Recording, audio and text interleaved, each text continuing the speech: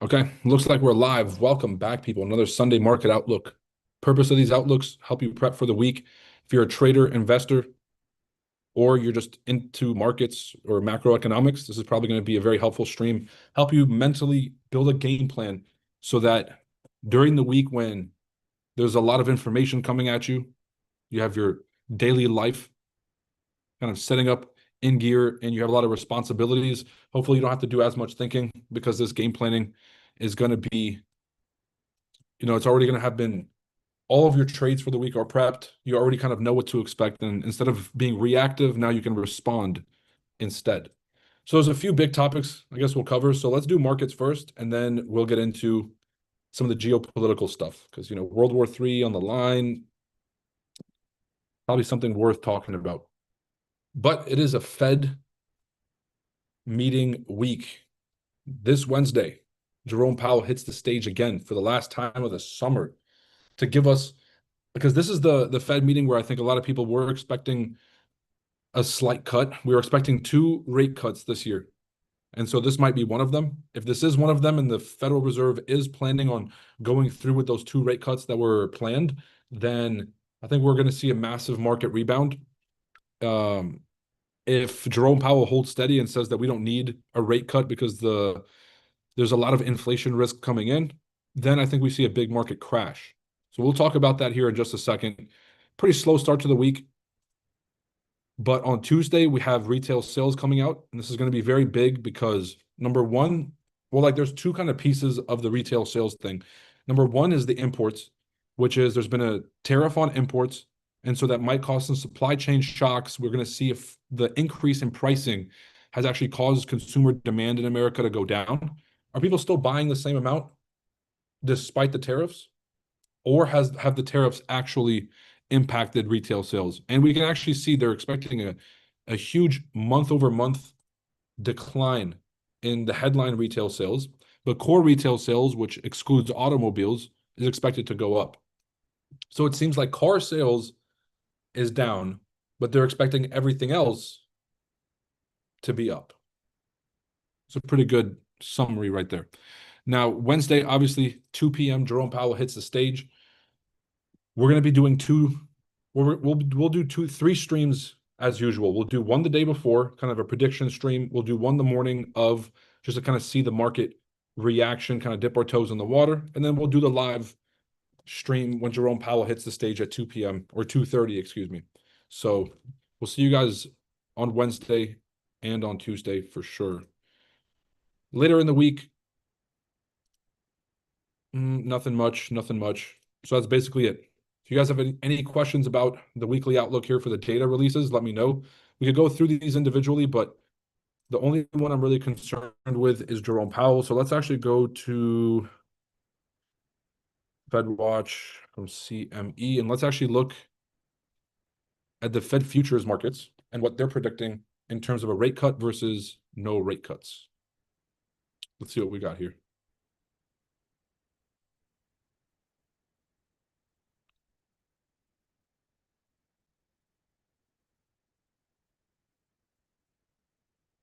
Okay, this thing's taking a second to load.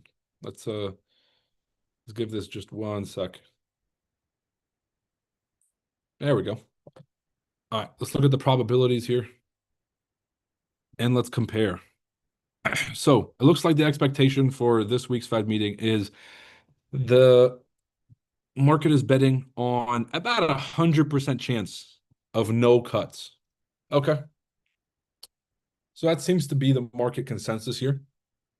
The watch tool is about the most accurate predictive tool for rate cuts. And it doesn't look like the market's betting on any rate cuts until September. Well, I guess we do have one more Fed meeting in July. I don't know why I was thinking there's only one in the summer. We just miss August is the one that we take off. So there's about a 50-50 chance of a rate cut in September, but besides that, markets are expecting no cuts until then. Cool. Awesome stuff. How would you start learning and understanding fundamentals? We have the fundamentals course on the Chart Addicts website, or you can just watch these streams and ask really good questions. It's probably a really good one. Be a Chart Addicts member and just be a sponge, bring a notepad and a pen to these market streams. How do I set my stop loss on mobile trading view? Christine says, I sent you a screenshot on Discord. That's what I'm talking about. Thank you for saving me that time, Christine. I wasn't going to do it. Not all jokes. I mean, it'd be hard to do it on my... Anyways, so what are we looking at in terms of markets? Instead of starting with NASDAQ, let's actually save the best for last. Let's go higher time frame and let's actually do kind of a run around the world. And let's look at global currencies real quick. So we can't look at global currencies without looking at the dollar because the dollar is king. Okay. If you guys have been following the stream for a while, you guys already know what these indicators are. The super secret magnet indicator. Can't beat it, can't touch it. So you might as well just learn to love it. Okay. Here's what we're going to do. Let's actually delete all the drawings and let's do a top down real quick on where the dollar is. So we have kind of this post-COVID era in 2020 and 2021 when the US government was printing trillions of dollars. We had the market start crashing. We did a podcast with the person who invented the dollar milkshake theory, the dollar dominance theory, Brent Johnson. He gets on the show and explains to us that the dollar demand, the global demand for dollars between central banks, private companies, investment funds, capital allocators, everybody is going to need more dollars than the government in America is going to print. And I mean the government in America, meaning the government fed kind of blob machine. Okay. And so no matter how much we print, the world will always need more. That's kind of like the premise of the dollar milkshake theory. And so the dollar demand brought the DXY's value all the way through the roof. So the DXY is a dollar index, but it's the dollar versus a basket of global currencies. So this is like, how's the dollar compared to everything else in a basket? And so if the dollars or if the DXY is going up, it means the dollar is more valuable versus the world's global currencies. Okay. And so here's the absolute high. This is in 2022 when they started quantitative tightening, just trying to pull money out of the economy. And then we've been in this band since 2023. This is what we've been sort of like trading. If you guys have been on these live streams. Okay, we've been in this consolidation range. This is a pretty healthy range for the DXY, 98 to 107. That's kind of the range. Now, we do have some externalities on the outside of the range. And we have right now a little bit of a drop on the bottom, but I'm expecting price to revert back to the mean. Okay, let's call it more of a mean reversion sort of prediction here for the DXY. Because again, even though right now there's a lot of policies that are making, like, this is not because the DXY, like other currencies are more valuable in terms of like, is their economy safer to invest in? But it just means that there's other investments like high risk assets like crypto and stocks that are more favorable than the DXY or than just holding the dollar, excuse me. And then even other currencies who aren't sort of devaluing their currency as fast as the US, it's people are parking over there, but I have a really good feeling that they're all going to move their money back in once there's some clarity about the big beautiful bill, the allocation of money, and there's some more geopolitical certainty. I think once the dust clears and once like the chips fall on the table, I think everyone's the flight back to the dollar is gonna be sharp. It's gonna be rapid. And so if you're trading Forex, right now Euro USD might be pumping. Right now GBP USD is pumping, right? But as soon as this thing flips over, you're gonna see a massive crash in those. Right now, if we'll look at USDJPY, and let me actually get all of my drawings back. If we look at USDJPY, right now, it's on a bit of a decline, okay? As soon as we hit this double bottom here, and I'm not even sure if we get this double bottom, I think price might just actually start booming from here. But members, I'm pretty sure you guys see what's happening here. We had phase one, then we had phase two, and then we've basically just we had this first trade as a buy from and I'm trying my best here not to like give away our trade secrets, but also not sound like I'm just like fucking speaking in like, you know what I'm saying? In hieroglyphics. We had a buy at the 88, then we had a sell at the top side 88. So if you measure a Fibonacci retracement from the top to the bottom, This was also an 88. And then now we're right back at this double bottom here for Model 1. So as long as we hold this support at the 140 price level for USDJPY, then we're going to see it climb all the way back up to the 160s. It's a lot of pips, people. So if you trade Forex, this is for you. Now, we're not nerds over here. We don't trade Forex, right? We're not dweebs. We're trading NASDAQ. And so here's what I see for NASDAQ.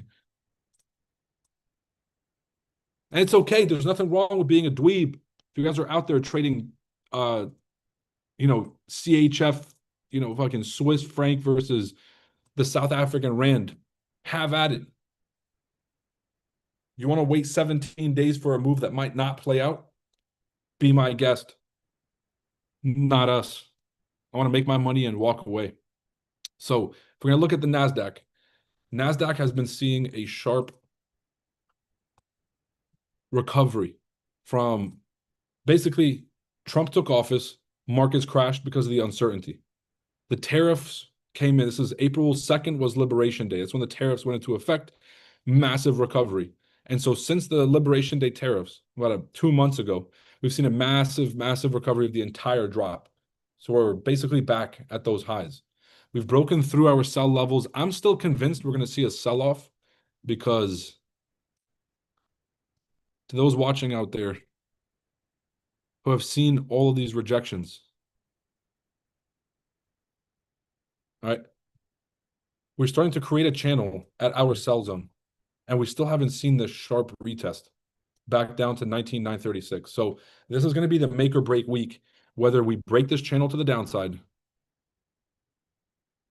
and then finally start this descent back down for the retest, or if we break through the highs, then this thing is going to climb up to the extension levels, and then we see a sharp drop. Okay, so this is really a make or break week, and so we're not going to really take too much time to we're not going to overthink the higher time frame, but we do have to realize that even though I'm going to zoom in to the smaller time frames and we're going to be looking for this buy, it's a Sunday, we're looking at this kind of range from bottom to top. We're going to take a short-term buy, but I don't want us to forget that we are in this higher time frame channel, and we could be breaking this channel this week. So do not force the buy trades. Okay, if we're going to buy inside of the small range. But then once we get caught at either of these levels, I think 21,900, that's going to be the 88.6 from top to bottom here. That's going to be the sell zone. So short-term buys, but potential long-term sells.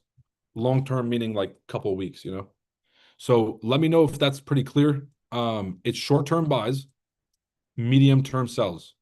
Can you guys put that in the chats for me? Because I know I said a lot of stuff, but I want to make sure that we at least get something away from this. Short-term buys, medium/long-term sells. What are you guys seeing what I'm seeing here on Zoom?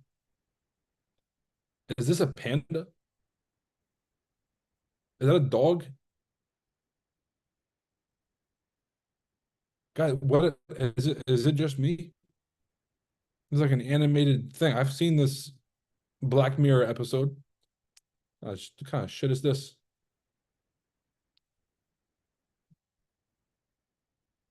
Short-term buys, medium to long-term sells. All right, James looks like he's ready to make some money. You know what I'm talking about, Christine? You've seen the Black Mirror episode? They tried to get Buddy on the with the car. I don't know. Look, it's creeping me out. I'm gonna hide your video. I don't know how to do that. I just pretended like I knew how to do that. All right.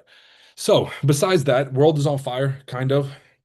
We have escalations in Iran and Israel. So to kind of give you guys a recap here, there's been a war going on in the Middle East.